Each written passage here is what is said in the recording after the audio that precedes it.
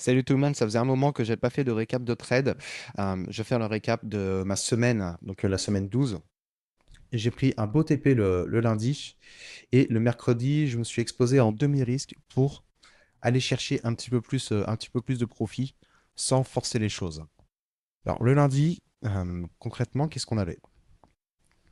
Le lundi, le price action était plutôt intéressant en sachant que je me suis trompé dans le biais, mais quand tu comprends où est la liquidité, tu comprends quand te payer, ce qui fait que même si tu as une mauvaise vision, il n'y a aucun regret à avoir pris le mouvement.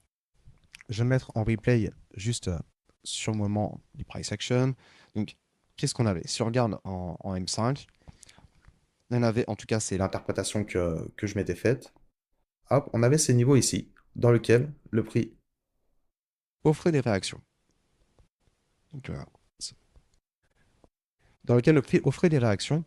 Et ensuite, le prix est venu casser la structure. Donc si on est venu casser la structure, il y a du monde qui s'est positionné à l'achat. Du monde qui s'est positionné à l'achat, donc ici, et du monde qui considère cet OB comme le niveau qui a créé la cassure et donc un niveau qui a un intérêt pour acheter. Et le prix est venu offrir une réaction ici. Il ne crée pas de réelle cassure de structure, donc peu de personnes à se positionner à la vente. Par contre, si on regarde en M1, donc ça c'était un trade vraiment scalp. Si on regarde en M1, donc le prix fait quoi? Ici, on a une petite cassure de structure en interne, et du monde qui va se positionner avec des stop loss ici. Le prix retrace dans ces niveaux ici, là, cet ensemble-là. Donc, vu les bougies, un order block qui a dû se créer, probablement, quelque chose comme ça. Puis, on repart à la baisse. Donc, nouvelle cassure de structure. Les stop loss qui sont ici se retrouvent ici. Quand le prix remonte, on voit qu'il remonte sans offrir de réaction. Donc finalement, pas tant que ça de vendeurs ici. Donc que fait le prix finalement?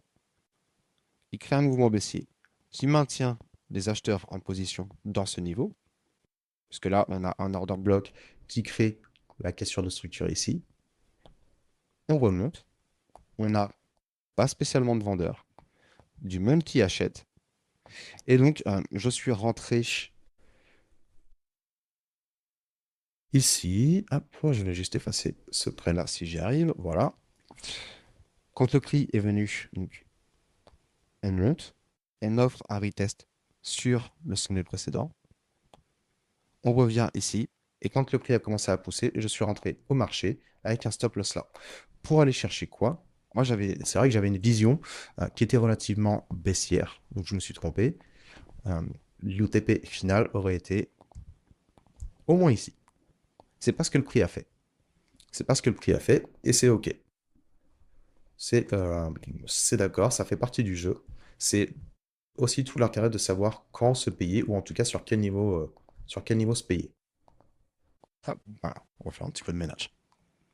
Donc le prix chute, commence à offrir une réaction ici, ce qui fait que je me suis payé approximativement dans ces niveaux, une première fois, puis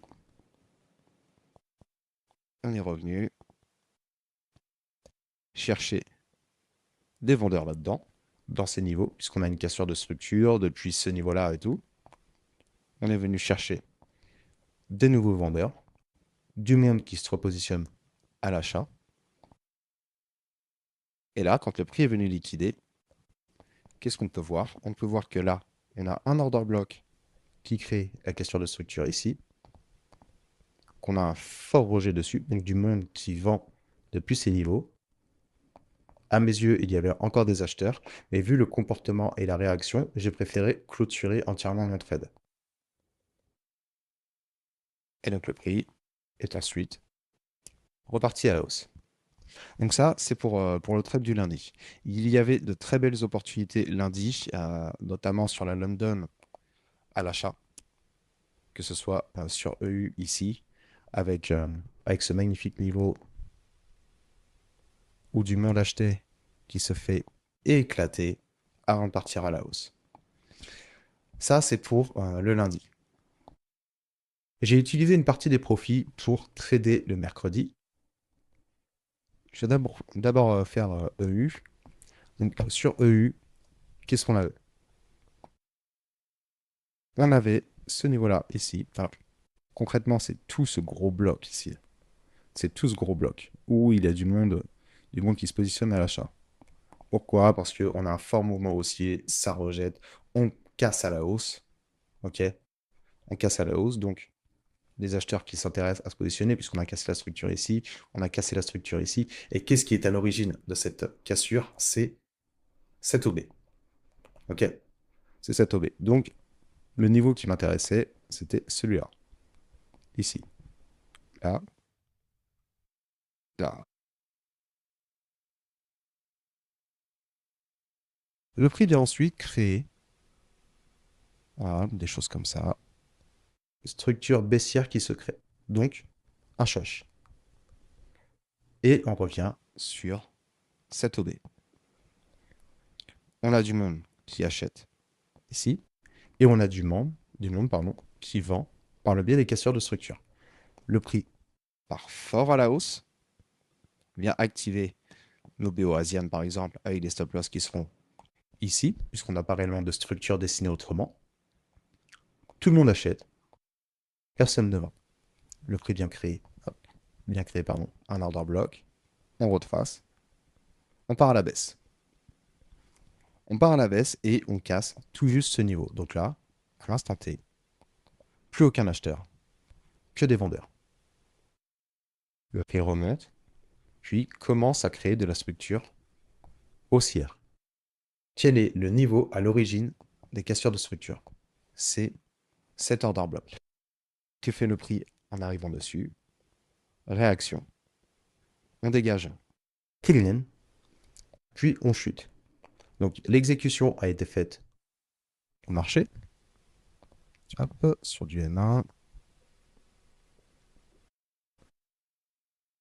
L'exécution a été faite au marché à ce moment-là, ici.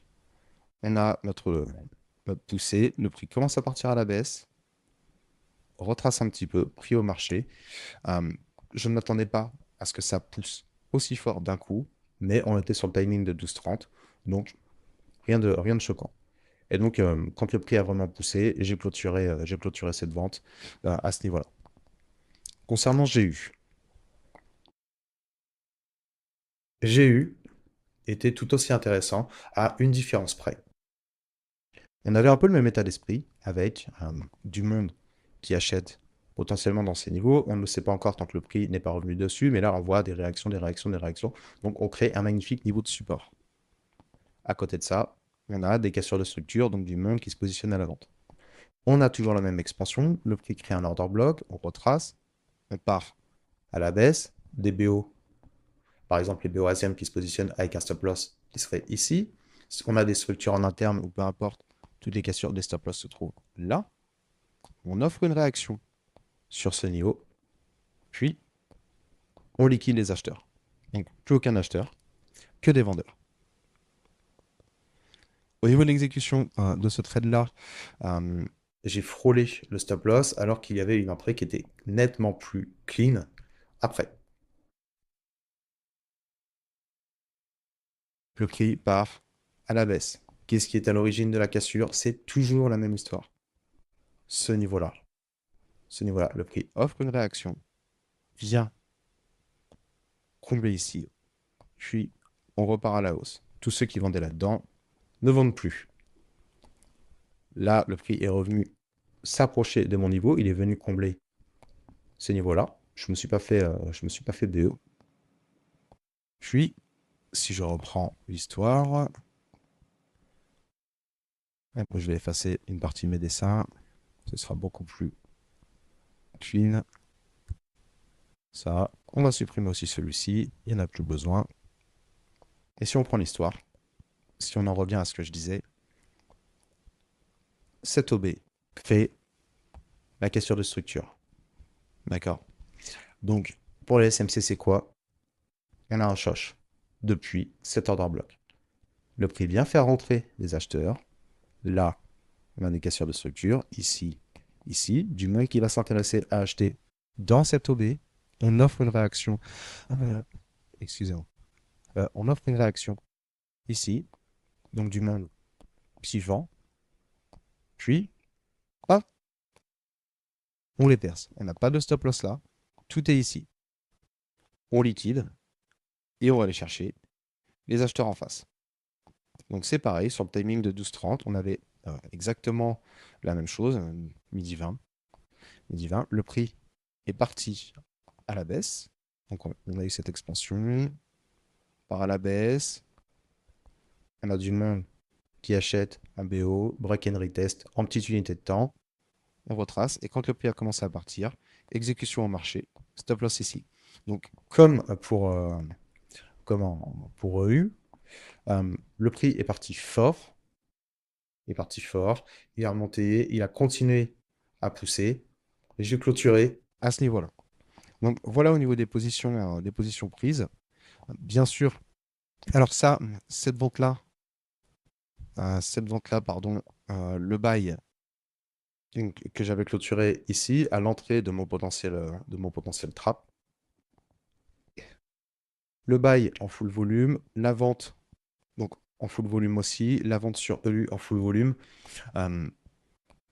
Ça fait pas d'énormes RR, voilà, SIR, mais j'étais surtout sur un demi-risque vis-à-vis de mon risque classique. Donc j'ai plus le pourcentage précis en tête, mais plutôt une belle semaine. Se prend 2 petites minutes de ton temps. Si tu as déjà pu visionner toute la vidéo sans bailler ou autre, félicitations. Ensuite, si tu fais du trading depuis plus d'un an et que tu souhaites trader de la même manière que moi, c'est-à-dire, tu as pu le voir, sans se prendre la tête avec des unités de temps différentes, sans se prendre la tête avec une multitude de concepts, bref, un trading simple, épuré, efficace, comme je l'aime. Tu as juste à réserver un audit de ton système de trading avec moi, le lien est en description. On voit tous les deux si ça fit, si je peux t'aider et si on peut aller chercher ta réelle autonomie sur les marchés ensemble.